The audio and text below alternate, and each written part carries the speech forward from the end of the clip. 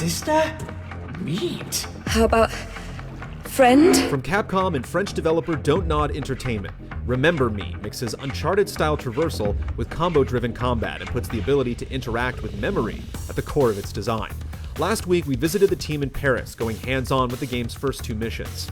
We were also able to speak extensively with the creators to bring you a deeper understanding of Remember Me's world, mechanics, and the development process, bringing it all together.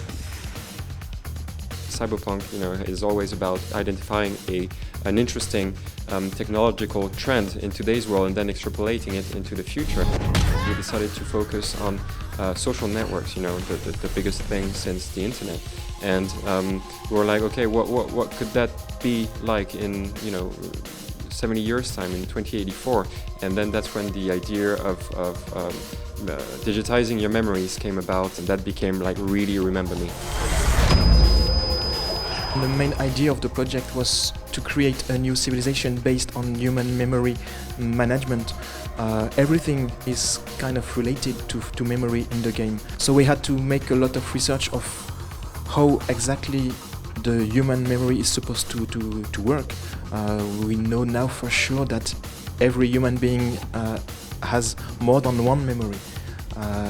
You can forget who you are and what is your past, but you will still be able to drive a car, so you don't forget anything.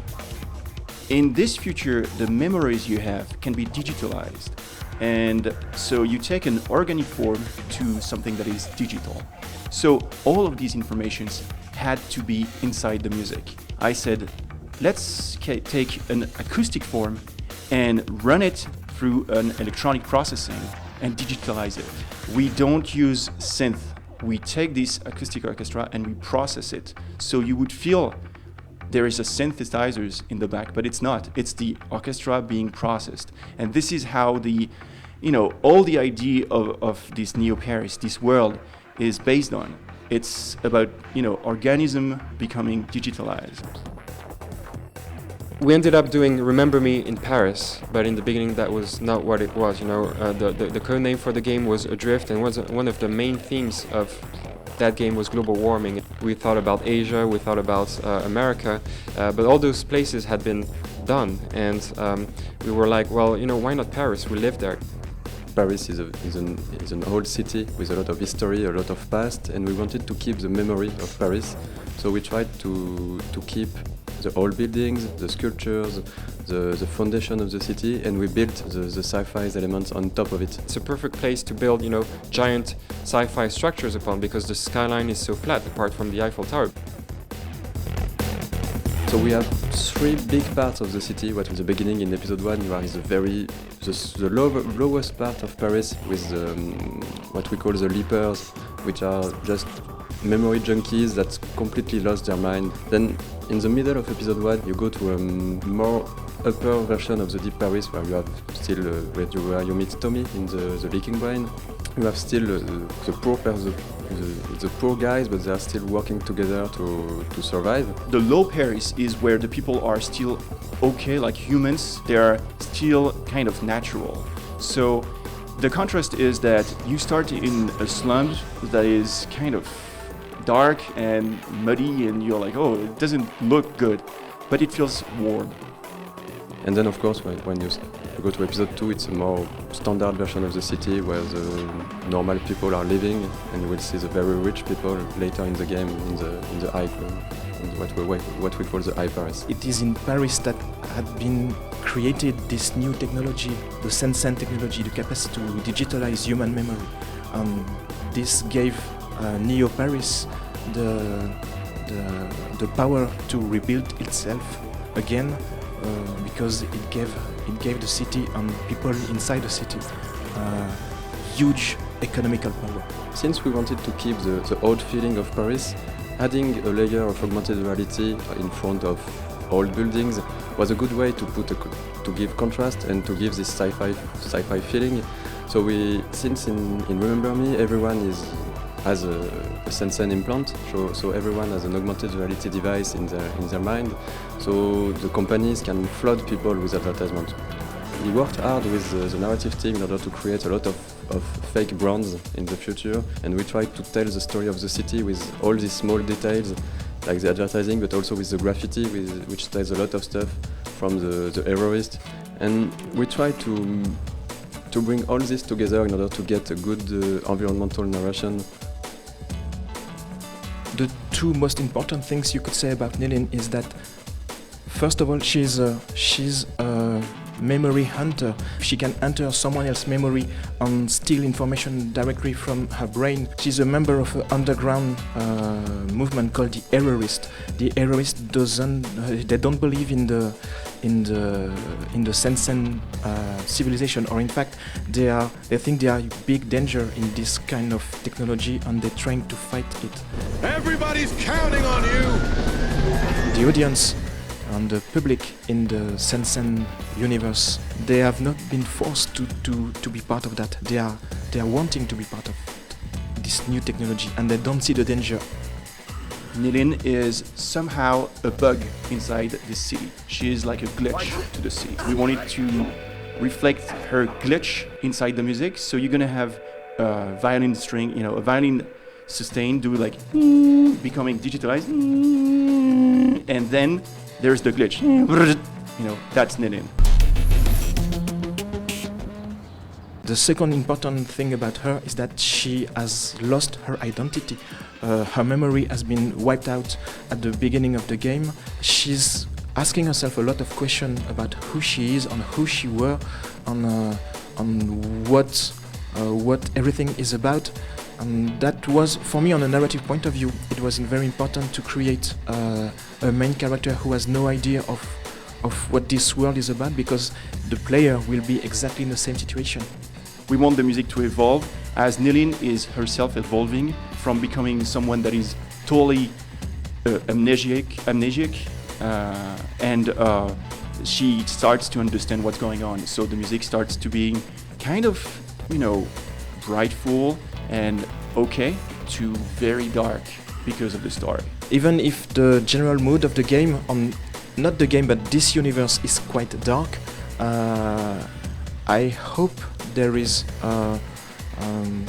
enough funny secondary characters or scenery to make the player smile sometime. For example, Headache Tommy, the bartender, he's quite a funny character, in fact. Similar to Uncharted or Prince of Persia, Remember Me has you jumping and climbing through various hazards, often with structures falling away beneath your feet. Get off of me! We really have this wonderful, well-built and consistent world, both from a narrative perspective and also from an art perspective. So a huge part of the intention behind the traversals is to actually let the players enjoy that. And we introduce also new environmental storytelling elements, like that place in the demo today where you're actually traversing across, flipping panels, and those panels actually are about, the architect that you're going to hack into, and the big guy that you meet at the end. The idea behind Remember Me's combat system was to create a combo-based system that fit the action-adventure recipe. So I didn't want players to have to learn, 100 combos and different timings. So the idea was that, they would only get, 3 or 4 combos. The inputs would be, set from the beginning. But then what they would customize is the effect of those combos, and they need to adapt, to have different tactics and strategies depending on the enemies and the gameplay situations that they meet.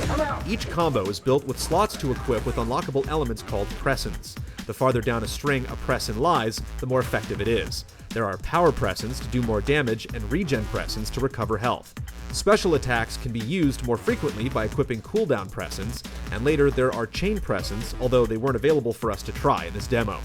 So far, it doesn't seem that Nilin will guard or counter attacks, but timing and dodging are important to success, and you can continue your combo after you dodge. The fights are something that we worked a lot in terms of music, because we wanted the fight to be as organic as possible. We wanted within the fight to have, depending how you play, the music to react. We see this concept in action right from some of the game's first battles. As we are successful with our combos, a vocal layer sings memory in different chords. However, if we get hit or interrupted, you'll hear that layer drop out.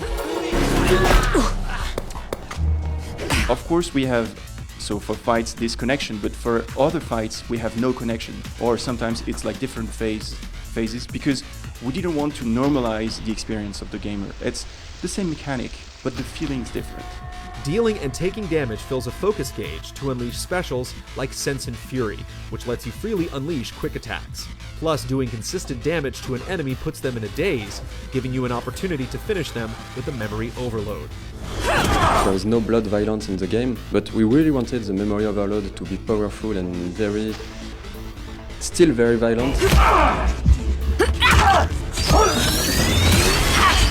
So you have all those pictures of memories coming out of the head of the guy, like we are wiping his memory, and it's quite brutal, but it's not in a gory way. So, for example, when Nilin is hit, we won't have blood, or we just have those huge glitches on the picture showing that something went wrong, and I think it blends well together with everything we're dealing with and talking about. This idea that I really wanted to have in the game, which was the butterfly effect. One thing can change everything. At some point we had it that the whole memory remix was played in someone's first-person perspective.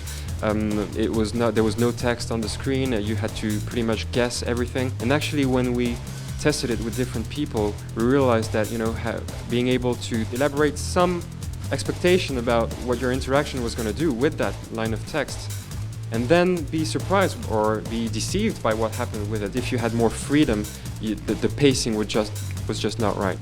I think the biggest challenge was to design the look of the memory remix. At first we used simply a realistic setting, a realistic scene with the full room, and just put a sepia filter on top of it. But it wasn't working. We didn't have the feeling it was inside someone's memories. It was just giving the feeling that it was in the past or an old movie playing. When you try to remember something, you don't remember everything clearly. You will remember the faces of someone important to you, or you will remember some words on a paper, but you won't remember what color were the walls. Or so we tried to use that in our memory remix art direction, and we removed what was not important, to just focus on the important part of the memory and to play with symbolism. When we introduced Remember Me to the world at Gamescom last summer, people were asking me, well, are there several outcomes to the memory remix? And I was saying, well, no, it's a linear narrative structure, but multiple outcomes is something that we had in the beginning, and it's extremely hard to have one objective in the real world, one objective in the memory remix, and several interactions and many combinations, and it gets exponential so quickly that people get lost very easily. But at the same time, I want them to have some freedom to explore other things. You have memory bugs whereby you kill the person that you're trying to remix in their own memory, so because they can't remember that they are dead, so you have to rewind again. What I really appreciate is that most of the players who start testing the game, they often don't feel quite right about what Nilin is doing. She's dealing with manipulating other people's memory. So this is actually, yes, ethical question. If anybody can delete things from your past and make you believe that this really happened, even if it's wrong or false, you really deal with the identity of your target. There is a great danger in that kind of decision. Based on its opening act, Remember Me is shaping up to be an intriguing action-adventure so far, and the integration of memory saturates every element from avoiding detection to securing intel from prominent targets. Stay tuned to GT for more details as Remember Me approaches release this May.